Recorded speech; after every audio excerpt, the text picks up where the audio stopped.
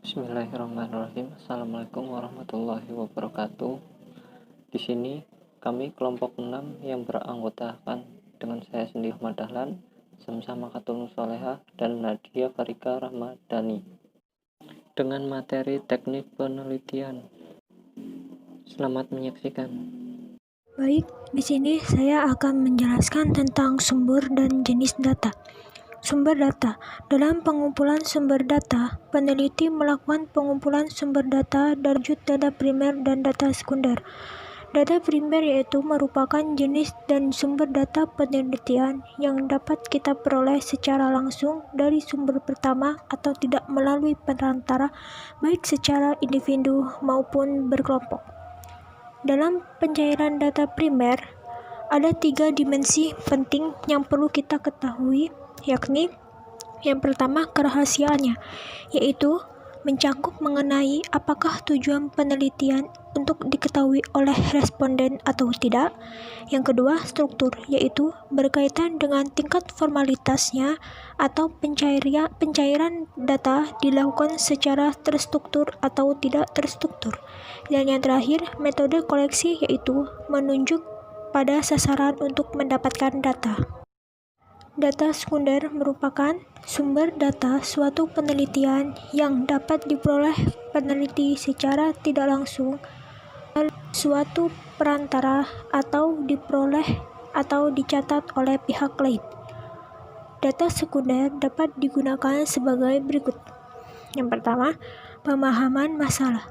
Ialah dapat digunakan sebagai sasaran pendukung untuk memahami masalah-masalah yang akan diteliti.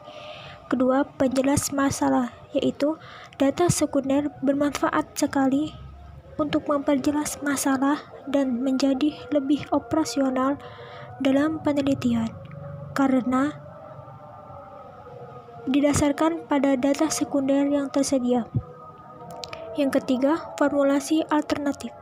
Penyelesaian masalah yang layak sebelum kita mengambil suatu keputusan, kadang kita memerlukan beberapa alternatif lain. Dan yang terakhir, solusi masalah. Data sekunder di samping memberi manfaat dalam membantu mendefinisikan dan mengembangkan masalah, data sekunder juga dapat memunculkan solusi permasalahan yang ada. Yang kedua, jenis data. Ada 2 macam jenis data pada umumnya, yaitu data kuantitatif dan data kualitatif.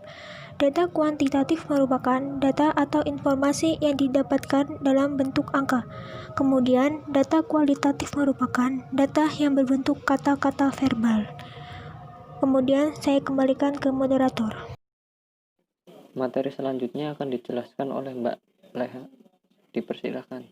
Selanjutnya, yaitu peneliti sebagai instrumen penelitian. Pengertian instrumen penelitian menurut Suharsimi Arikunto 2013, instrumen pengumpulan data adalah alat bantu yang dipilih dan digunakan oleh peneliti dalam kegiatannya mengumpulkan agar kegiatan tersebut menjadi sistematis dan dipermudah olehnya. Adapun peneliti sebagai instrumen atau alat penelitian memiliki beberapa ciri-ciri. Yang pertama, peneliti sebagai alat peka dan dapat bereaksi terhadap segala stimulus dari lingkungan yang harus diperkirakannya bermakna atau tidak bagi penelitian. Yang kedua, peneliti sebagai alat dapat menyesuaikan diri terhadap semua aspek keadaan dan dapat mengumpulkan aneka ragam data sekaligus. Yang ketiga, tiap stimulus merupakan keseluruhan. Yang keempat, suatu situasi yang melibatkan interaksi manusia tidak dapat dipahami dengan pengetahuan semata dan untuk memahaminya, menyelaminya berdasarkan pengetahuan kita. Yang kelima, peneliti sebagai instrumen dapat segera menganalisis data yang diperoleh. Adapun instrumen penelitian, untuk peneliti kuantitatif ada beberapa instrumen yang bisa digunakan dalam penelitian, yaitu yang pertama tes, 2 angket atau kuesioner, 3 interview, 4 observasi, 5 skala bertingkat atau ranting, 6 dokumentasi. Adapun dengan pengujian validitas instrumen, yang pertama yaitu pengujian validitas konstruksi atau construct validity, 2. Pengujian validitas isi, 3. Pengujian validitas eksternal. Ada juga pengujian reliabilitas instrumen, Secara internal, pengujian dilakukan dengan menganalisis konsistensi butir-butir yang ada pada instrumen dengan teknik-teknik tertentu sebagai berikut. Yang pertama, tes-retest. Instrumen penelitian dicoba beberapa kali pada responden yang sama dengan instrumen yang sama dengan waktu yang berbeda. 2. Ekuivalen. Instrumen yang ekuivalen adalah pertanyaan yang secara bahasa berbeda tetapi maksudnya sama. Yang ketiga, gabungan. Cara ini merupakan gabungan dari tes-retest atau stability dan ekuivalen. Yang keempat, internal konsistensi. Pengujian reliabilitas dengan instrumen konsistensi dilakukan dengan cara mencobakan instrumen dikali saja. Kemudian, data yang diperoleh dianalisis dengan teknik-teknik tertentu. Selanjutnya yaitu pengamatan. Pengamatan menurut Kamus Besar Bahasa Indonesia yaitu meneliti, pengawasan, melihat, memeriksa, mengamati, lalu memahami dan memperlihatkan secara seksama baik menggunakan alat atau tidak kesadaran yang tertuju pada peristiwa atau fakta tertentu sebagai metode dalam penelitian. Selanjutnya ada dua macam pengamatan yaitu pengamatan kualitatif dan kuantitatif.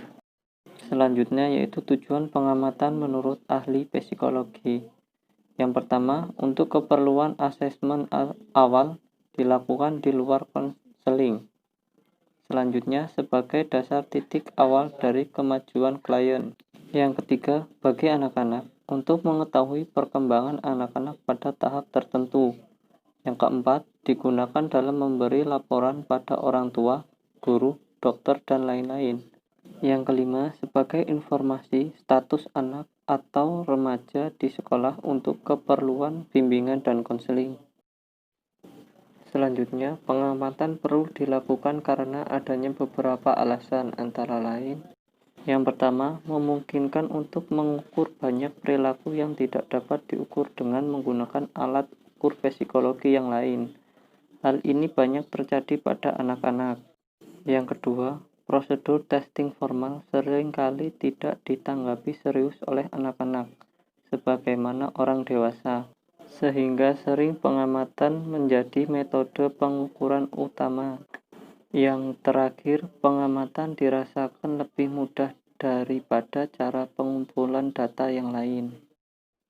Terima kasih, sekian presentasi dari kelompok kami.